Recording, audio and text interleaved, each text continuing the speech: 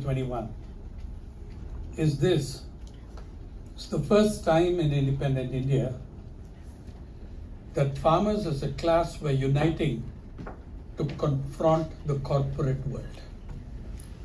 The last time that Indian farmers en masse confronted the corporate world was with the East India Company.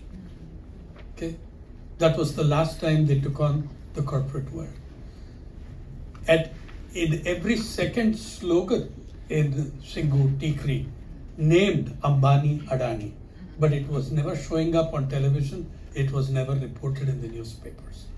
They frequently took the names of Ambani Adani. Yeah. Also, the importance of it is that I think the greatest battle unfolding across the planet in over 100 countries is precisely that, the confrontation between family farmers and corporate farming. Okay? That is absolutely, in more than 100 countries you could actually see what's happening. It's going in different directions. In Europe, the farmers are going rightward, very much, very strongly rightward. It's very scary the way it's going in different parts of the world, but I'll come to that. I think that the reason I would ask you to read this book, I think Aruna Roy put it in one sentence in her foreword. It's a short history of the predicament of the farmer. And it highlights poor farmers, Dalits, Adivasis. By the way, the co-founders of, the real co-founders of Nation for Farmers are sitting here, Dinesh Abrol, N.D. Jayaprakash, and we recently lost Anil Chaudhary, we were the 4 people who got together to create that platform. But I think that it is a comprehensive and remarkable book. It's a mix of many things because having gone through a university publisher, it's been pulled up to a certain degree of rigor. There is a very clear referencing. There is a very good chronological layout of what happened, and of course the simple thing of what happened.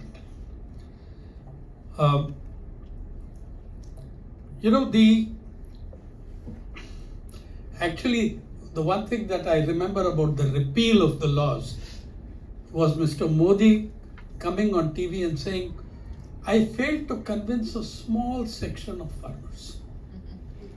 Yeah, therefore I failed to convince a small section of farmers. And he was speaking of the greatest, longest democratic constitutional protest for justice and against inequality in the planet. A small section of farmers.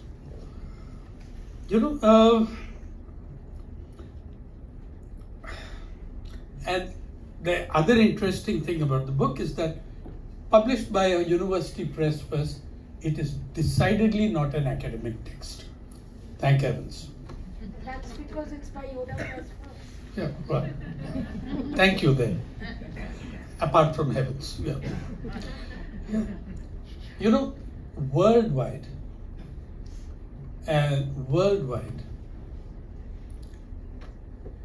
there's a much greater confrontation, a much greater thing that you all need to worry about.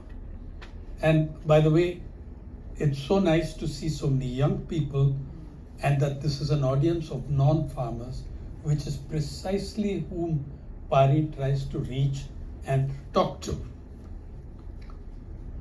Worldwide, 3-4 things are happening. One, farmland is shrinking. Everywhere in the world. In India, since 91, 40 million acres? Yeah? And every single country, it is going down very much. Second, whose hands are those farmlands going into? Apart from the SCZs in India, which produce nothing really. largely it has gone into the hands of corporations. I believe that BlackRock Investments is today the biggest owner of farmland in the world. Yeah. Though Bill Gates is not too far behind in the United States, but even there, I think under various names, whatever, I think that they are the biggest owner of farmland. Farmland is being bought at incredible pace in Africa, for instance. BlackRock even owns farmland in the UK, in the United Kingdom, as far as I know. Now look at just quickly across the planet what the heck is happening. In the United States, 35% of the population was once involved in farming in the 20th century. Today, by 1960s, it was down to 4 million farms. 2023, it's 1.8 million farms.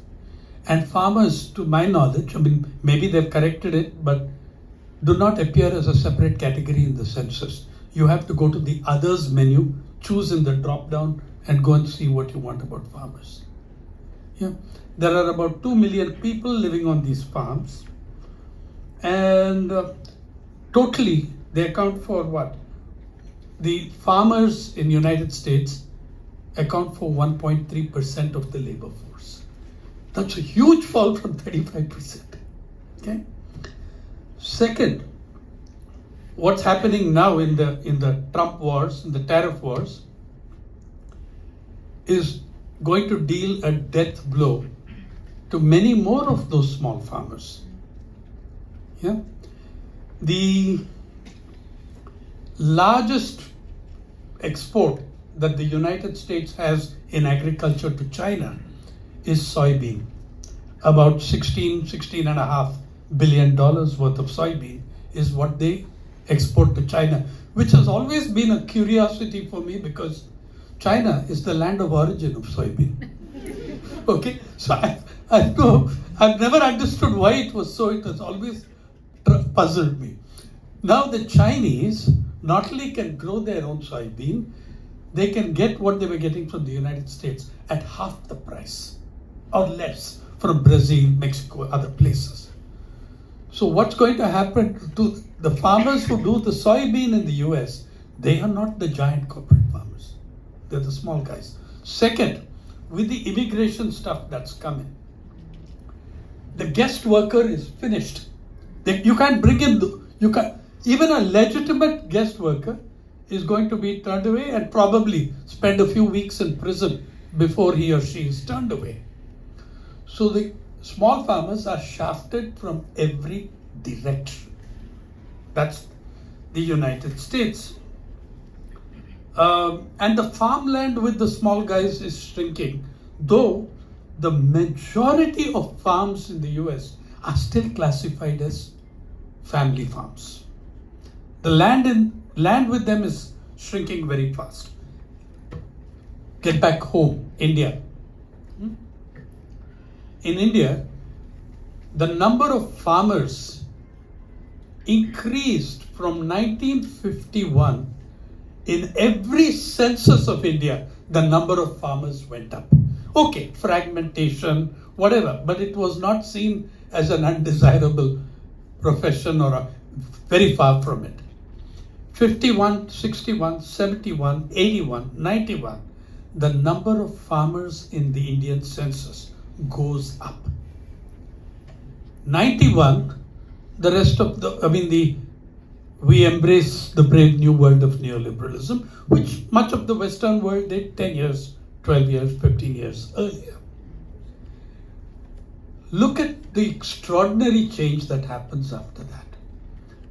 Between 91 and 2001 census, we have 7.2 million fewer full-time farmers, or as they're called in the census, main cultivators.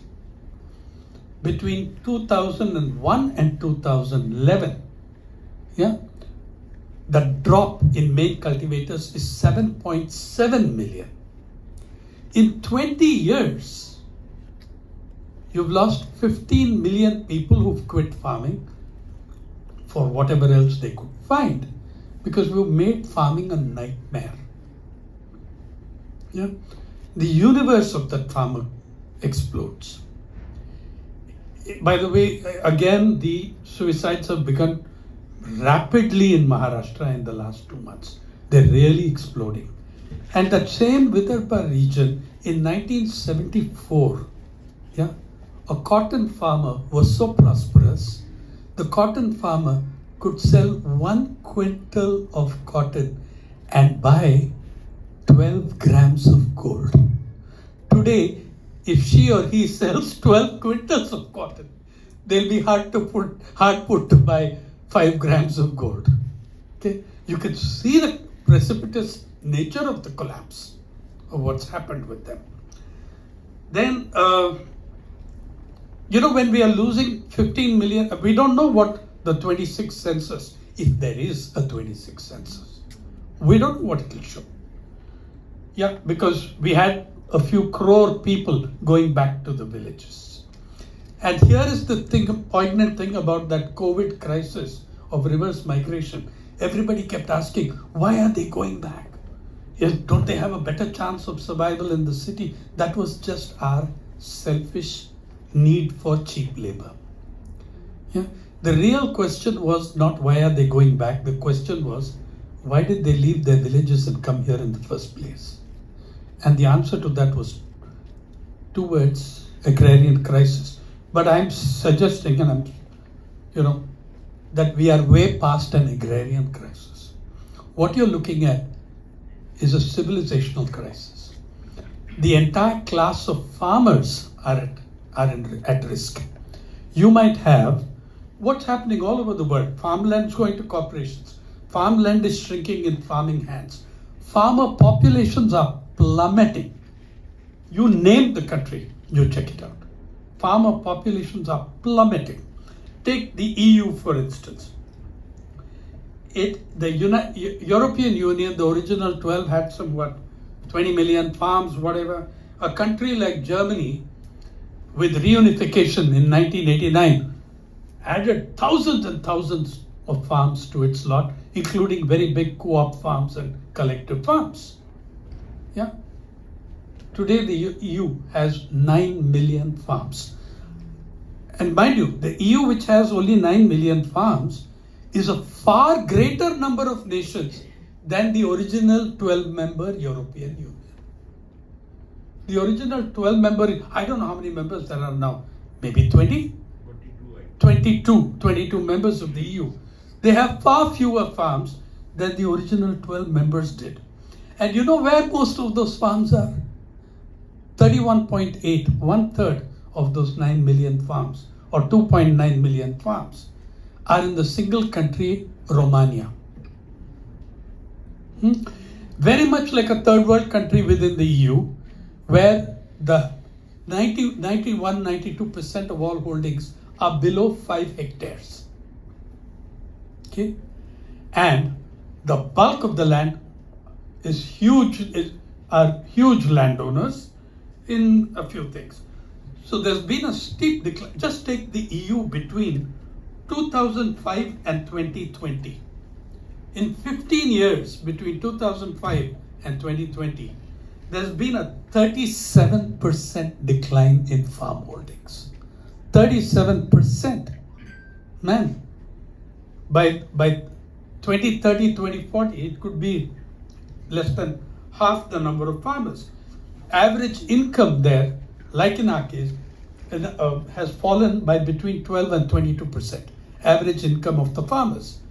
Our last 77th round NSS on situational assessment of farm households, in India, what does it show you? Remember that doubling income. It shows you that farmers' income went up in wage labor, in livestock, and declined in cultivation. This is the picture all over the world. Family farms are being slaughtered. Brazil once had a gigantic number of farmers, a huge percentage of its population. Today, 12% for 2020, and I'm told by MST and others that that's declining. That's also going down. Yeah, so everywhere, in many countries, including in the EU, like Spain, output per farmer has fallen sharply. Slight correction, is 27 states now. EU has... Yeah, 27 states. Thank you. Thanks. So, you know, it's really a very bleak picture. Germany, it had what, 1974, it's a 60% drop since 1974, down to some 20,000 holdings, out of which 4,000, 5,000 came from the old East Germany. So you're looking at farmer populations plummeting, productivity per acre fall, all this, and you're looking at the era of artificial intelligence and robotics. Okay, that is going to have a devastating effect on farming. Because there are a huge, look, a harvester combine can be replaced with much smaller devices, much more cheap to run. You're looking at a huge impact on agricultural laborers, for instance. And you're looking at a class division coming within farmers everywhere between those who can afford the new things and those who can't. And the bulk cannot. Okay? So if ever you needed farmers' protest, it's now that you need something called farmers' protests. Yeah? And you need, if ever you need something where, and this farmers' protest is not, it's not going to succeed it's not going to happen unless the farmers themselves are at the forefront of that struggle. But it's not going to succeed unless very large alliances are built. Yeah? With people like you in this auditorium, in this lecture room. Unless that happens, you are in very bad shape. I said that the greatest battle going on in the world is between family farms and corporate farming. The sad reality, the corporates are winning. Right now, they are winning. Yeah? And that's what, you know, listen, I mean, I'm serious about it. 60 years from now, your great-grandchildren could live in a world without farmers, except that farmers will be retained as tokens for agri-tourism homestays. So, Europe, it's big. India, it's coming pretty fast. Kerala is in the forefront. Okay, agri-tourism homestays.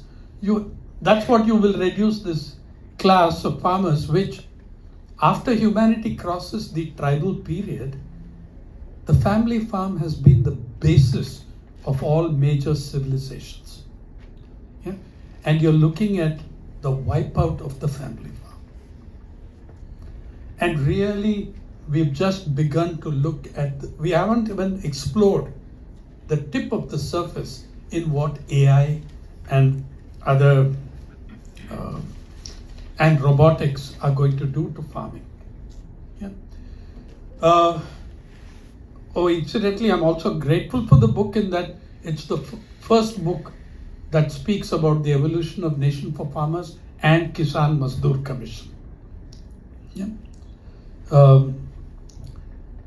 I think that just a few days ago, Dinesh, I and others were sitting with a big group of plant scientists in Hyderabad on the government of India planning a second gene bank, total access to private sector, multinationals, everybody.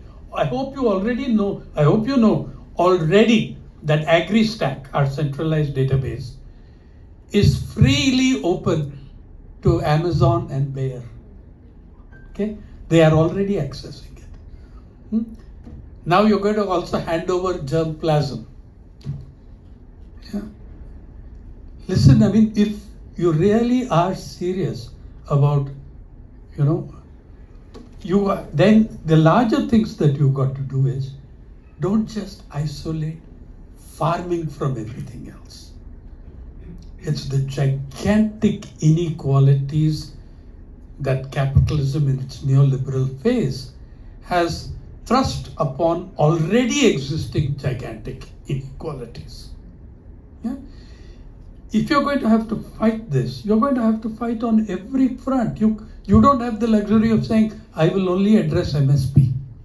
And one of the best things about the farmers' struggle of 2021 is that a huge number of people, I don't know how many thousands of them we interacted with, spoke with, were very aware. They were very aware that their struggle was not just about MSP and loan waiver. It was a struggle for their very survival. They could see what's coming. Look, millions of farmers today are actively advising their children not to come into farming. They're telling their kids don't come into farming. Yeah? NSS says 40% of farmers would shift if they were given an option tomorrow. I'm saying if you lower the age group in that, it will be 80%. Yeah. So you really got to, just speculate, think within your mind a world without farmers, without farming. And here's something else, the climate change thing that Namita was speaking about. Here is something, guys, AI is going to use intensification technologies, which already the new technologies we've used in the last 20-30 years have contributed significantly to soil damage and to climate.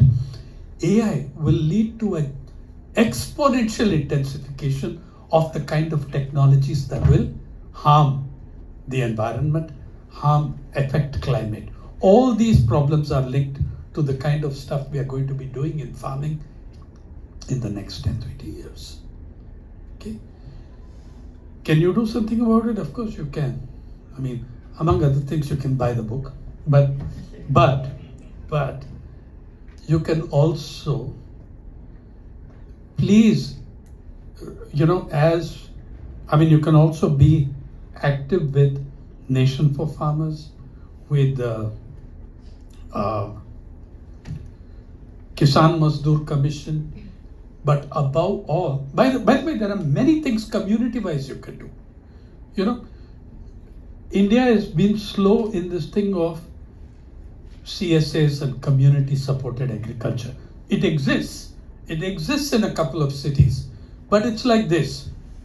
Like I have been persuading LIC, Life Insurance Corporation, which has thousands of offices across the country.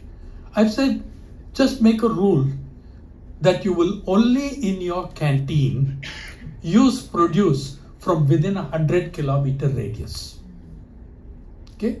If you will only use in your canteen, LIC, I don't know, it's got thousands of offices. If in their canteens, they will only use, banks can do it, others can do it, housing societies can do it, that you will make a deal with local farmers. That allows the farmer to know what to plant, what to grow that season. How much tomato, how much game, whatever. Yeah. You can always, and you can, for one thing, completely stay away from the giant Godrej Natural, Reliance Fresh. Take it from me, any enterprise that has the word fresh or natural in it is neither. That woman sitting on street at Dadar or in one of these places or somewhere in Delhi, her produce is by definition fresh. If she doesn't sell it by the end of the day, it's gone. Yeah? Buy fresh. Also look, and you have a choice of where you buy from, who you buy from. You can do this even as an individual, as a lifestyle thing. There are things we can do. But the big thing, the really big thing, is to get people together to fight against the policies that have brought us here. Yeah? the very conscious policies that have brought us to this pass. You know, Mr. Naidu is back in Andhra Pradesh and going back to his old Magna Carta of, you know, the first report, McKinsey report, page 1. Remember, Jayati? On page 1, which said, Jayati was the chair of the Agrarian Distress Commission of Andhra Pradesh. The first page of the McKinsey report, which he had introduced, said we need to get 40% of people out of agriculture, which they probably came close to achieving without a damn of what to do about it. What to do with those people whom you have thrown out of agriculture. Yeah. Anyway, there is also another factor. I mean, not to make too much of it, but it's a fact that any government that has implemented vigorously a McKinsey report is defeated in the next election. I call them not McKinsey, but kiss of death. You know? Any government that has implemented vigorously a McKinsey report goes down the tube. Yeah.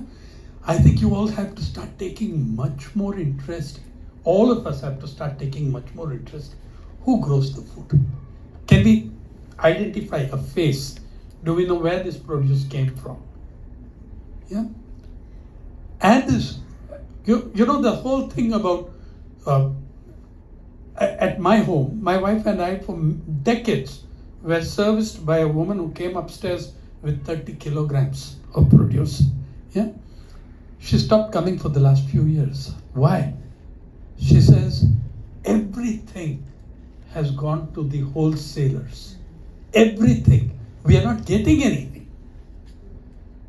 And she would bring fresh food to your doorstep. Ring on your doorbell. We don't even know where she is now. But CSAs, communities in your housing society, a group of you decide to make a contract with one bunch of farmers. There's a lot to do. But address the policies. Join those protests. It's not just the farm laws that were passed. Remember also the labor codes, which you are now on the edge of the precipice of implementing. You need to fight these. You need to turn them around. This is the first country to break with the 100-year-old gold standard of 8-hour day. That's what those ordinances did. Yeah. We're just going ahead with this. In retrenchment levels, 300 to 500 is okay. You don't have to report to government. For God's sake, you can't fight in one sector without addressing the policies that are killing all of them. Yeah. Can you fight? Of course you can. Can you win? Of course you can. I think that the one takeaway, if you like, from the 2020-21 farmers' agitation, they taught us the meaning of the word resistance. That is what they taught us in 2021. It's not about just winning or losing. They taught us the meaning of the word resistance, that you can resist. You know, when they came down, yeah, the government of India, breaking its own laws on public property damage, dug 20-foot by 10-foot trenches in the national highway. Had anyone else done that, they'd have been in prison by now under the law. Yeah, and would have been charged crores of rupees in fines. But the government destroyed that. Then you had kilometers of concertina wire, you know, barbed wire that opens up like an accordion. It's called concertina wire. Very cute term for barbed wire. Yeah. So you had giant shipping containers and truck containers brought there to block the place. You had the BSF, CRPF. I think even the Indo-Tibetan Border Patrol Force had a brief. I mean, I don't know whether they were brought there for training or whatever. You had people hit with water cannon. How many newspapers have reported 720 farmers died in that struggle? 720 farmers died in that struggle. Yeah. And yet they held out. They did not crack. Small section of farmers, as Mr. Modi said, but they were big enough to make a government that never walks back eat crow at that time. Yeah. So it's possible, it's plausible, but only if we are going to build alliances that fight this entire direction that Indian economy development is happening. It's never been easy. It has been done. Remember the East India Company. It won't be easy. Can be done. Thank you.